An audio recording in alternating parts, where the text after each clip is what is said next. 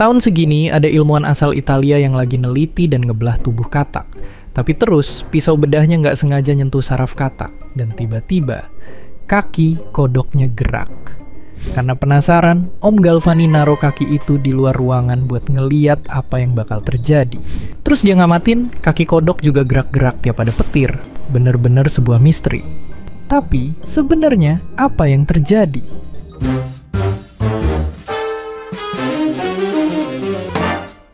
Oke, jadi saat itu orang-orang baru ngerti kalau petir adalah listrik, dan listrik bisa bikin benda bergerak.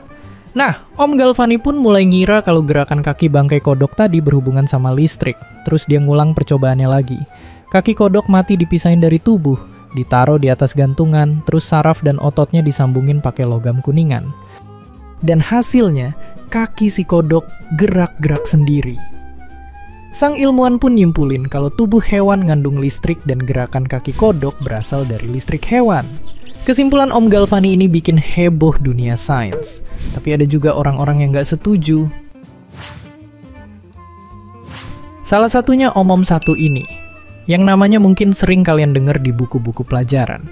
Waktu tahu soal hasil percobaannya Galvani, dia curiga kalau listrik bukan dihasilin dari tubuh kodok, tapi justru gara-gara interaksi dua logam yang dipakai buat nyambungin saraf dan otot sama logam bahan dasar piringan. Barulah kaki kodok bereaksi karena listrik yang muncul. Buat nyari tahu lebih dalam soal ini, Om Volta bikin alat buat buktiinnya. Tumpukan dua jenis logam dan kain tipis yang dibasahin air garam dan kedua ujungnya disambungin pakai kawat.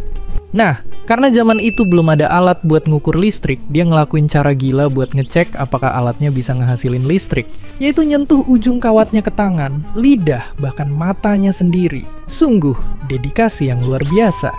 Oke, tapi emang kenapa tumpukan logam dan kain basah aja bisa ngehasilin listrik? Gampangnya gini, jadi listrik itu tercipta kalau ada elektron. Salah satu bagian penyusun partikel yang gerak.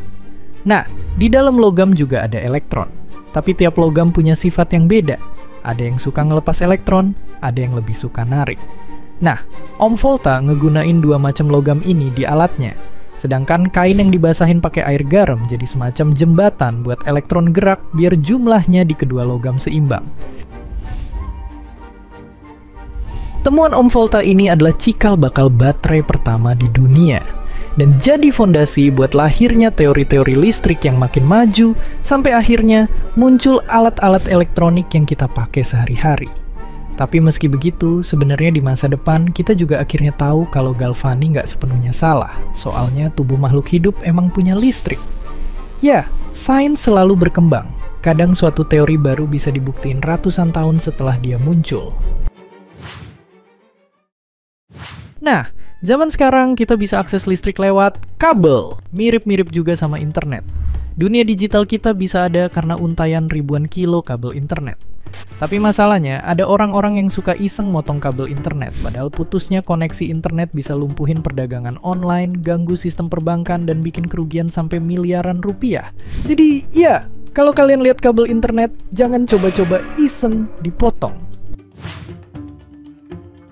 Ya, gara-gara internet juga kalian jadi bisa nonton video ini. Makanya kabel internet itu harus dijaga dan dirawat, bukannya dirusak. Jangan sampai koneksi internet putus cuma gara-gara tangan-tangan jahil. Dan seperti biasa, terima kasih.